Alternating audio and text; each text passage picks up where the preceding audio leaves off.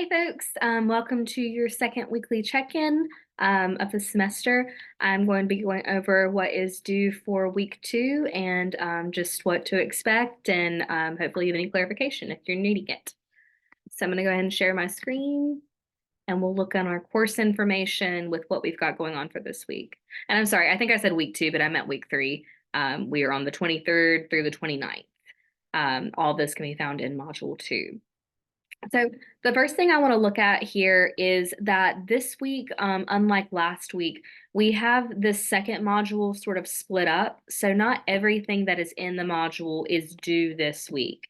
And we'll go into what that looks like in just a second. But notice that the only things that you need to complete are lessons 3 through 5 in Edpuzzle, and then lesson 3 line drawing discussion. This color discussion and quiz 2, those are in module 2, but they will not be due this week. They are due next week. So just don't worry about doing those or getting ahead. Everything is paced out in a certain way, so you don't need to work ahead. So let's jump over to our modules page and go down to module 2.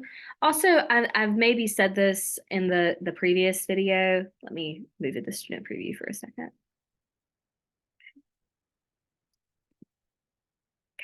So when you look at the modules, you've got all this information about what to expect within that module, what the lessons are going over and all of that. And it would be wise, I would think, to just sort of review this before you actually like go into the module. At least it is for me, or it would be for me. So when you look at this, first off, you'll see all of those little descriptions of what each of the lessons will be about. And then it also lets you know everything that is within this module. So not everything listed here is due this week, but this is everything that is due within the module. I also want to notice with this week, we're covering the elements of design, which if you know anything about the elements of design, they are like a connected set of things that sort of like define like the groundwork essentially for art theory and art making. And although these are separate lessons, all of these things are connected. So like lesson 3 just says a line. And then lesson 4 is shape / mass and space. And then 5 is light, color, and texture. All of those are together the elements of design. So let's jump into module 2 real quick, and we'll look at what we have going on. So you can see the color discussion. Again, you don't need to turn this in right now. Just wait until next week to turn it in. And the reason being is when you work ahead, and if like you were to do all of this week, you run the risk of running into that 21-day rule for the withdrawal process. So like, for example, if you were to turn everything in that's due in module 2 this week, and then not participate next week or the week after for some reason, something comes up, you would have to be withdrawn from the class, unfortunately, because you would run that 21-day risk by doing, going 21 plus days without submitting something onto Blackboard. And as a reminder, attendance or like activity that would, kind of interrupt that 21 days, it has to be like a submission of some sort. Just logging on to Blackboard, that doesn't count as attendance. So I can see like when you last access the course, but that doesn't count unless you've actually submitted something to Blackboard. That is what counts as attendance. So if we move all the way down, going back to what I was saying, we've got our lesson 3 and 4 PowerPoint. So or 4 and 5 PowerPoint. So if you'd like to look at that separately from watching the Edpuzzles, I have that linked for you there. This is our lessons 3 through 5 Edpuzzle. Just like last week, notice that there is one extra Edpuzzle in addition to the 3 lessons. Please make sure you watch that one as well because it is weighted the same as all 3 of these and that you answer the questions within those Edpuzzles. And I did send an email out about this, but I wanted to remind you here as well. Please note that when you do an Edpuzzle, it will automatically sync back to Blackboard. So like with and I know for a fact, lessons 3 through 5, they have open-ended questions that I have to physically like go in and grade. And I can't make it to where the sync waits essentially until I've done the manual grading. So whenever you initially complete, your lesson in Edpuzzle, the grade that links back will be the grade without counting the points that would come from your open-ended response. So I know that last week that a lot of people were concerned about that, and I made an announcement about it. But like if you have a 75 or something on your Edpuzzle and you did everything, you're essentially just waiting for those 25 points for when I actually go back in and manually grade the assignments, which typically what I do is I'll wait until Monday mornings. And that's when I just take care of grading all of those assignments that are from Edpuzzle. And that way I can just do it all at once rather than like doing it, a million times throughout the week. So if come Monday after the assignments are due, if you still are not seeing the correct grade, that is when I would be concerned and to email me about it. But if it's before the assignments are actually like the due date has surpassed, just don't just hang tight until the due date has ran over, and then that is when you can be concerned. Again, usually Monday mornings before noon is when I will have those graded from the previous week. Okay. And then lastly, just a reminder, if you want, or especially I had a few like thoughts about this with the reason that I'm including the skeletal notes and the reason that I created them is that if you do have like an ADA compliance that requires you have lecture notes from a lecture, the skeletal notes are great options for you to do and to follow along with as you are completing your Edpuzzles, because they essentially are like fill in the blank notes where you have to kind of listen, for those parts in the note, or wait for like a cue for them. But they're just a great tool for helping you kind of retain this information. So for some of the ADA compliances that we have, not all, but some, I think that the skeletal notes would be super, super helpful for you guys to kind of follow along with. And I just have a document for them there and goes kind of more into detail about, specifics of them. And then lastly, what we've got going on for this week is our line drawing discussion, which this is a really fun assignment, I think. I really enjoy looking at them, so I hope that you guys enjoy doing them. This is in relation to our line element, which is what lesson 3 is about. So just reading through it, lesson 3 explores different varieties and qualities of line, implied, psychic, and gesture, for example. This assignment investigates the expressive qualities of line in the work of the artist Sol LeWitt. The objectives for the assignment: use line to create a conceptual drawing and explore different varieties and qualities of line.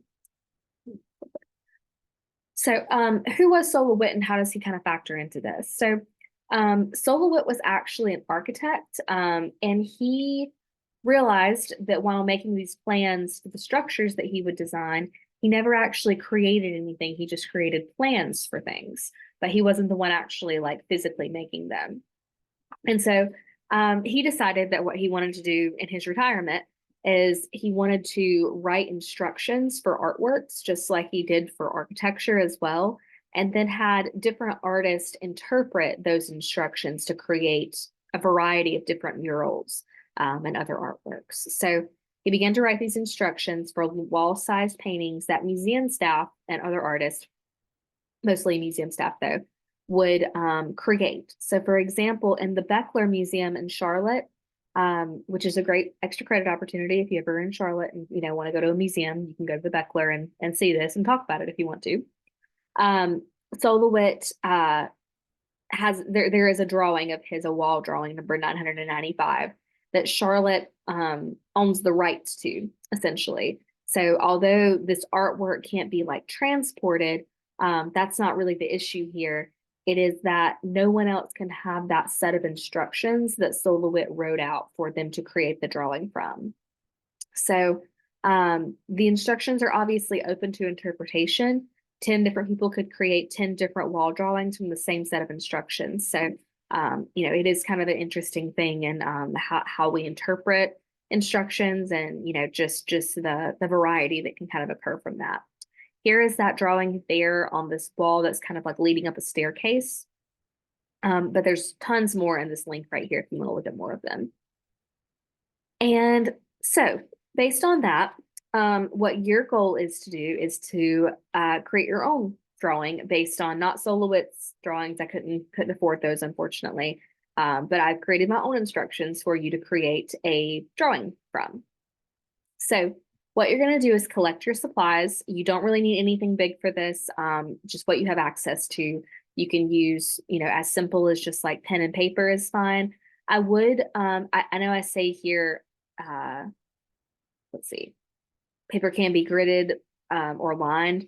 I'd prefer if you used just like white copy paper, just because you can see the lines and like the marks that you make a lot easier that way. But if you don't have access to copy paper, that's fine too. You can just use lined paper.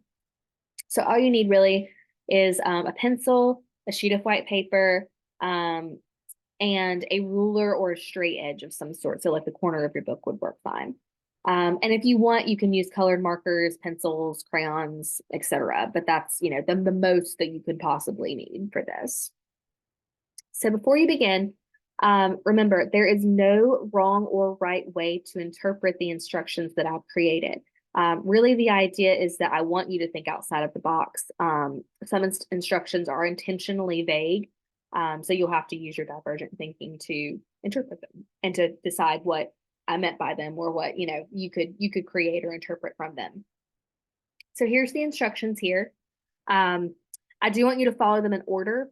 That's the only thing. So start with number 1, go on down the list. But other than that, any interpretation that you have is totally fine. So once you've created your drawing, you'll need to briefly describe the different qualities that the lines in your finished drawing possess. Be sure to use at least 2 vocabulary words from lesson 3, which is the line element lesson, not the value, color, etc. This is just about line. And again, use those 2 vocabulary words to help describe your artwork.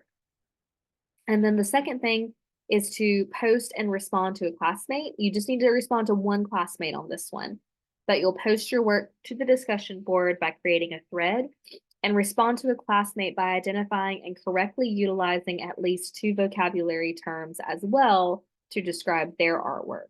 And that's it. That's all you have to do. Again, don't worry about the color discussion this week. We're going to work on that next week. And we're going to do quiz 2 next week. So don't do those, please, just so you don't run the risk of accidentally going beyond that 21-day period if you were to do this work this week and then, something happened next week and the week after that. It just kind of runs the risk of stuff like that happening. So make sure that when you're completing your work that you're following the course schedule and you're not, going beyond it, or you're, underperforming and not doing the like bare minimum of what is required. But I think that covers everything for this week. I don't have any other updates or news or anything for you yet. I should have another extra credit opportunity posted for you. Or actually, since you guys started late, you probably don't have one yet. I will have an extra credit opportunity posted for you shortly. We're in process right now of switching over the Roush Gallery between shows. So once that poster comes out for the next exhibition, I will send that to you for an extra credit opportunity. But otherwise, I hope you guys have a great rest of your week, and I will talk with you next week.